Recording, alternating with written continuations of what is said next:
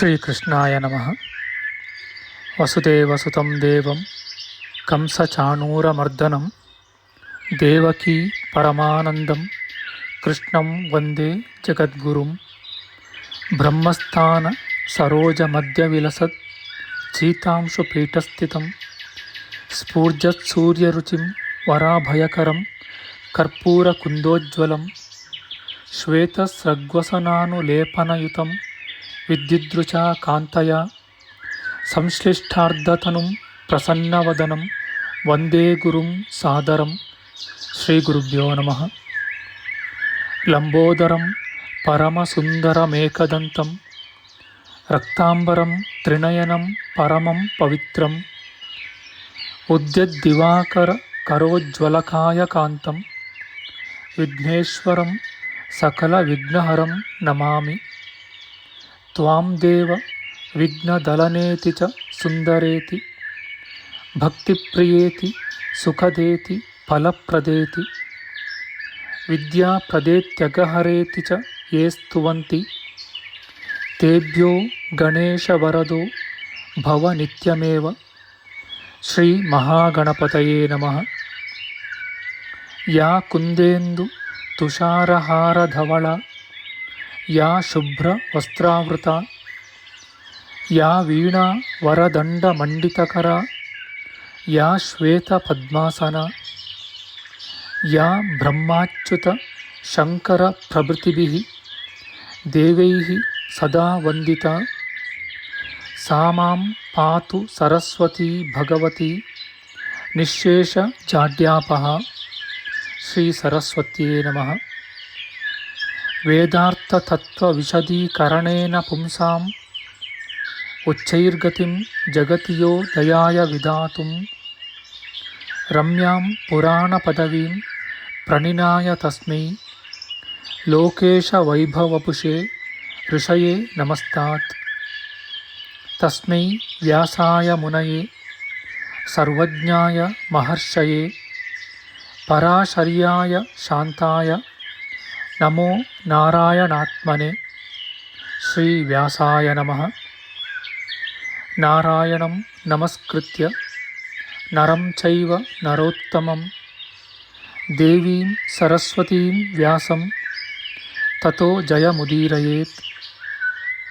ಕನಕರುಚಿದುಕೂಲಃ ಕುಂಡಲೋಲ್ಲಾಸಿಗಲ್ಲಃ ಶಮಿತಭುವನಭಾರಃ ಕೋಪಿ ಲೀಲಾವತಾರಃ ತ್ರಿಭುವನ ಸುಖಕಾರಿ ಶೇಷಶಾಯೀ ಮುಕುಂದೋ ಪರಿಕಲಿತರಮಾಂಗೋ ಮಂಗಲಂ ನಸ್ತನೋತು. ನಮಾಮಿ ಗೋವಿಂದ ಪದಾರವಿಂದಂ ಸದೇಂದಿರಾನಂದನಮುತ್ತಮಾಡ್ಯಂ ಜಗಜ್ಜನಾನಾಂ ಹೃದಯ ಸನ್ನಿವಿಷ್ಟಂ ಮಹಾಜನೈಕಾಯನಮುತ್ತಮೋತ್ತಮಂ. ನಮಸ್ತೆ ಚಕ್ರಹಸ್ತಾಯ ಶಾಂಗಹಸ್ತಾಯ ತೇ ನಮಃ.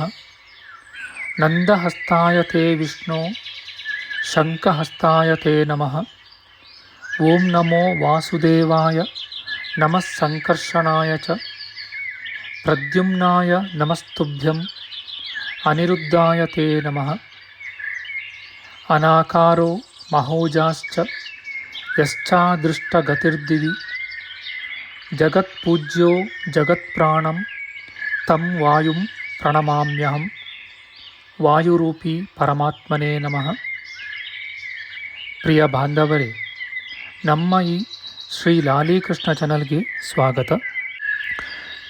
ಹಿಂದಿನ ವಿಡಿಯೋದ ಮುಂದುವರಿದ ಭಾಗವಾದ ಇಂದಿನ ವಿಡಿಯೋದಲ್ಲಿ ನಾವು ಶ್ರೀಮದ್ ವಾಯು ಮಹಾಪುರಾಣದ ಪ್ರಥಮ ಖಂಡದ 10ನೆಯ ಅಧ್ಯಾಯದ ಮಧ್ಯಮಾಂಶದ ವಿಚಾರ ಮಾಡೋಣ. ಈ ಅಧ್ಯಾಯದಲ್ಲಿ ಸ್ವಯಂಭುವಮನು, ದಕ್ಷ ಪ್ರಜಾಪತಿ ಮತ್ತು ಯೋಗ ತಪಸ್ಸು ಇವೇ ಮೊದಲಾದವುಗಳ ಸೃಷ್ಟಿಯ ವಿಚಾರ ಮಾಡೋಣ. ಶ್ರೀಕೃಷ್ಣಾಯ ನಮಃ. ಸೂತಮುನಿಯು ಮುಂದುವರಿಸಿ ಹೇಳುತ್ತಾರೆ, ದಕ್ಷ ಬ್ರಹ್ಮನು ಸತೀದೇವಿಯನ್ನು ಈಶ್ವರನಿಗೂ ಖ್ಯಾತಿಯನ್ನು ಭೃಗುವಿಗೂ ಸಂಭೂತಿಯನ್ನು ಮರೀಚಿಗೂ ಸ್ಮೃತಿಯನ್ನು ಅಂಗೀರಸನಿಗೂ, ಪ್ರೀತಿಯನ್ನು ಪುಲಸ್ತ್ಯನಿಗೂ, ಕ್ಷಮೆಯನ್ನು ಪುಲಹನಿಗೂ, ಸನ್ನತಿಯನ್ನು ಕ್ರತುವಿಗೂ, ಅನಸೂಯೆಯನ್ನು ಅತ್ರಿಗೂ, ಊರ್ಜೆಯನ್ನು ವಸಿಷ್ಠನಿಗೂ, ಸ್ವಾಹೆಯನ್ನು ಅಗ್ನಿಗೂ, ಸ್ವಧೆಯನ್ನು ಪಿತೃಗಳಿಗೂ ಕೊಟ್ಟು ಮದುವೆ ಮಾಡಿದನು. ಅವರ ಸಂತಾನವನ್ನು ವರ್ಣಿಸುವೆನು ಕೇಳಿ. ಈ ಮಹಾನುಭಾವರು ಪ್ರಾಜ್ಞರು, ಸ್ವಾನುಷ್ಠಾನಪರರು, ಸ್ಥಿರರೂ ಆದ ಸರ್ವರೂ ಮಹಾಪ್ರಳಯದವರೆಗೂ ಸರ್ವ ಮನ್ವಂತರಗಳಲ್ಲಿಯೂ ಇರುವರು.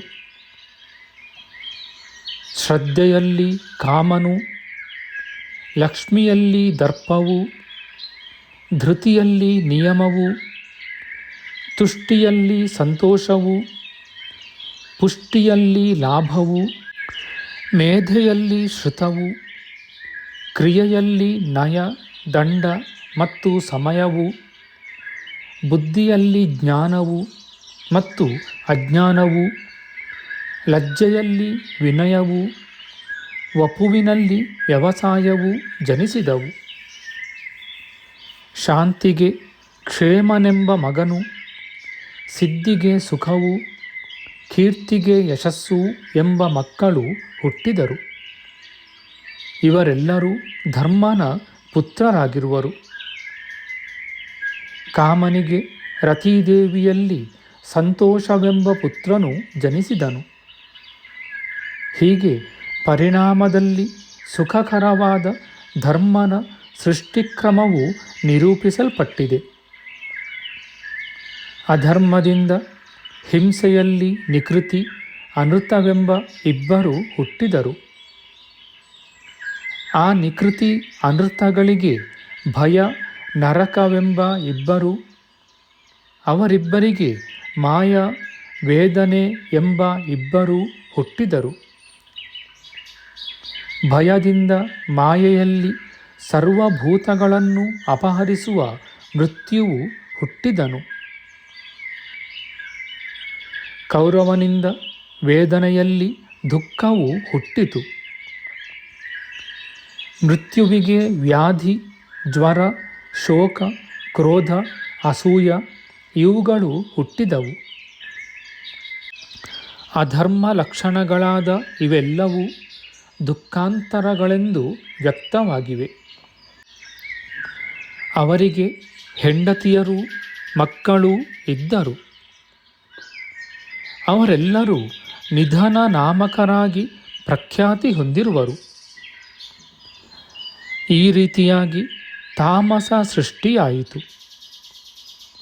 ಇವುಗಳಿಗೆ ಯಮನೇ ನಿಯಾಮಕನಾಗಿರುವನು. ಬ್ರಹ್ಮದೇವನು ಪ್ರಜೆಗಳನ್ನು ಸೃಷ್ಟಿ ಮಾಡೆಂದು ಪರಮೇಶ್ವರನಿಗೆ ಆಜ್ಞಾಪಿಸಿದನು. ಅದರಂತೆ ಈಶ್ವರನು ತನ್ನ ಪತ್ನಿಯಾದ ಸತೀದೇವಿಯನ್ನು ಧ್ಯಾನಿಸಿ ಅವಳ ಮೂಲಕ ಅಸಂಖ್ಯಾತರಾದ ಪ್ರಜಾಸೃಷ್ಟಿಯನ್ನು ಮಾಡಿದನು.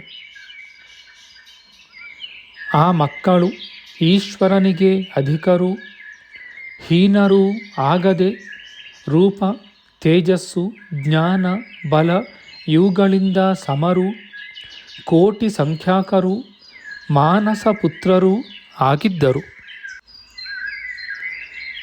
ಹೀಗೆ ಸೃಷ್ಟರಾದವರಲ್ಲಿ ಕೆಲವರು ಪಿಂಗಳ ಬಣ್ಣವುಳ್ಳವರು, ಬತ್ತಳಿಕೆಗಳುಳ್ಳವರು, ಜಟಾಧಾರಿಗಳು, ಕೆಂಪು ಬಣ್ಣವುಳ್ಳವರು, ದಿಗಂಬರರು, ಕಪಿಕೇಶಿಗಳು, ದೃಷ್ಟಿನಾಶಕರು, ಕಪಾಲಧಾರಿಗಳು, ಬಹುರೂಪಿಗಳು, ವಿಶ್ವರೂಪಿಗಳು, ಕುರೂಪಿಗಳು, ಸುರೂಪಿಗಳು, ರಥಿಗಳು, ಕವಚಧಾರಿಗಳು, ಧರ್ಮಿಷ್ಠರು, ಸೈನ್ಯ ಸಹಿತರು, ಅಸಂಖ್ಯಾಕವಾದ ಭುಜವುಳ್ಳವರು, ಸ್ವರ್ಗ ಭೂಮಿ ಅಂತರಿಕ್ಷಗಾಮಿಗಳು, ಸ್ಥೂಲ ತಲೆಯುಳ್ಳವರು, 8 ಹಲ್ಲು 2 ನಾಲಗೆ 3 ಕಣ್ಣು ಇವುಗಳುಳ್ಳವರು, ಅನ್ನ, ಮಾಂಸ, ತುಪ್ಪ, ಸೋಮ ಇವುಗಳನ್ನು ಸೇವಿಸುವವರು, ಮೇಧಾವಿಗಳು, ಅತಿಕಾಯರು,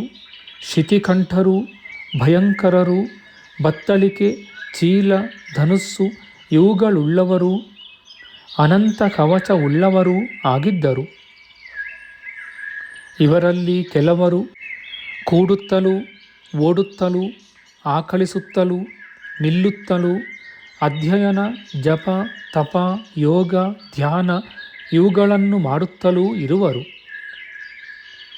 ಮತ್ತು ಕೆಲವರು ಬೆಂಕಿ, ಮಳೆ, ಪ್ರಕಾಶ, ಧೂಮ ಇವುಗಳನ್ನು ಉಂಟು ಮಾಡುತ್ತಲೂ ಇರುವರು. ಮತ್ತೆ ಕೆಲವರು ಬುದ್ಧರು, ಮೇಧಾವಿಗಳು, ಬ್ರಹ್ಮಿಷ್ಠರು, ಶುಭದರ್ಶಿಗಳು, ನೀಲಕಂಠರು, ಸಹಸ್ರಾಕ್ಷಿಗಳು, ರಾತ್ರಿಂಚರರು, ಸರ್ವರ ದೃಷ್ಟಿಗಳಿಗೆ ಅಗೋಚರರು, ಮಹಾಯೋಗಿಗಳು, ತೇಜಸ್ವಿಗಳು ಆಗಿದ್ದರು. ಮತ್ತೆ ಕೆಲವರು ಅಳುತ್ತಲೂ ಓಡುತ್ತಲೂ ಬ್ರಹ್ಮನನ್ನು ಧ್ಯಾನಿಸುತ್ತಲೂ ಇದ್ದರು. ಕೆಲವರು ಈಶ್ವರನಿಗೆ ಸಮಾನರೂ ಸುರೋತ್ತಮರೂ ಆಗಿದ್ದರು. ಇಂತಹ ಮಕ್ಕಳನ್ನು ಈಶ್ವರನು ಸೃಷ್ಟಿಸಿದನು. ಬ್ರಹ್ಮನು ಅವರನ್ನು ನೋಡಿ, ಎಲೈ ಪರಮೇಶ್ವರನೇ, ನೀನು ಇಂತಹ ಮಕ್ಕಳನ್ನು ಸೃಷ್ಟಿಸಬೇಡ. ನಿನಗೆ ಸಮಾನರೂ ಶ್ರೇಷ್ಠರೂ ಆದ ಮಕ್ಕಳನ್ನು ಸೃಷ್ಟಿಸಬಾರದು. ನಾನು ನಿನ್ನ ಬಳಿಯಲ್ಲಿರುವೆನು. ಯೋಗ್ಯರು ಸಾಧುಗಳೂ ಆದ ಮಕ್ಕಳನ್ನು ಸೃಷ್ಟಿಸೆಂದು ಈಶ್ವರನಿಗೆ ಹೇಳಿದನು. ಈಶ್ವರನು ಹೇಳುತ್ತಾನೆ, ಎಲೈ ಬ್ರಹ್ಮನೇ, ವಿರೂಪರೂ ನೀಲಲೋಹಿತರೂ ನನಗೆ ಸಮಾನರೂ ಕೋಟಿ ಸಂಖ್ಯಾಕರೂ ಮತ್ತು ಮಹಾಬಲಿಷ್ಠರೂ ಆದ ಈ ದೇವತೆಗಳು ರುದ್ರನಾಮಗಳಿಂದ ಪ್ರಖ್ಯಾತರಾಗಿರುವರು. ಈ ರುದ್ರನಾಮದಿಂದ ಪ್ರಸಿದ್ಧರಾದ ಇವರು ಭೂಮಿಯಲ್ಲಿಯೂ ಅಂತರಿಕ್ಷದಲ್ಲಿಯೂ ವಾಸಿಸುತ್ತಾ ಶತರುದ್ರನಾಮದಿಂದಲೂ ಯಜ್ಞಭೋಕ್ತೃತ್ವದಿಂದಲೂ ಪ್ರಸಿದ್ಧರಾಗಿರುವರು. ಇವರೆಲ್ಲರೂ ಪ್ರಳಯಕಾಲ ಪರ್ಯಂತವಾಗಿಯೂ ಯಜ್ಞಭೋಕ್ತೃಗಳಾಗಿ ದೇವತೆಗಳೊಡನೆ ವಾಸ ಮಾಡುವರೆಂದು ಈಶ್ವರನು ಹೇಳಿದನು. ಅವರು ಮನ್ವಂತರಗಳಲ್ಲಿ ಸ್ವೇಚ್ಛೆಯಾಗಿ ಜನ್ಯರಾದ ದೇವತೆಗಳಿಂದ ಪ್ರೀತಿಸಲ್ಪಟ್ಟವರಾಗಿ ಪ್ರಳಯ ಕಾಲದವರೆಗೂ ಅವರ ಸಂಗಡವೇ ವಾಸಿಸುವರು.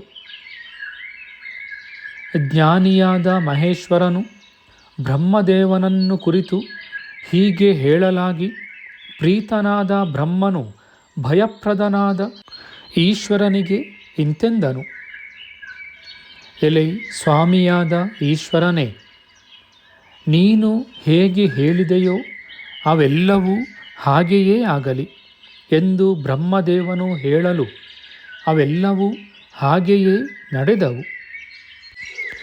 ಅಂದಿನಿಂದಲೂ ದೇವೇಶನಾದ ಈಶ್ವರನು ಪುನಃ ಸೃಷ್ಟಿಯನ್ನು ಮಾಡಲಿಲ್ಲ.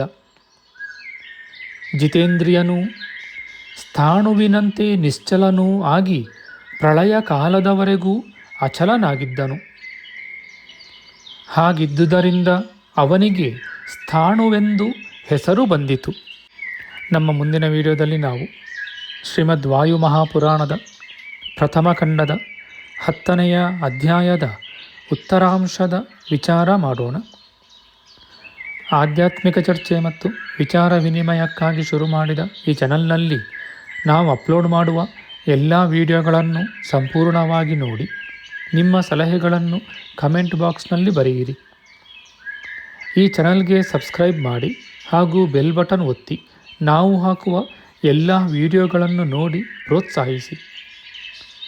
ಕೃಷ್ಣಂ ನಾರಾಯಣಂ ವಂದೇ ಕೃಷ್ಣಂ ವಂದೇ ವ್ರಜಪ್ರಿಯಂ ಕೃಷ್ಣಂ ದ್ವೈಪಾಯನಂ ವಂದೇ ಕೃಷ್ಣಂ ವಂದೇ ಪೃಥಾಸುತಂ. ಶ್ರೀಕೃಷ್ಣಾಯ ನಮಃ.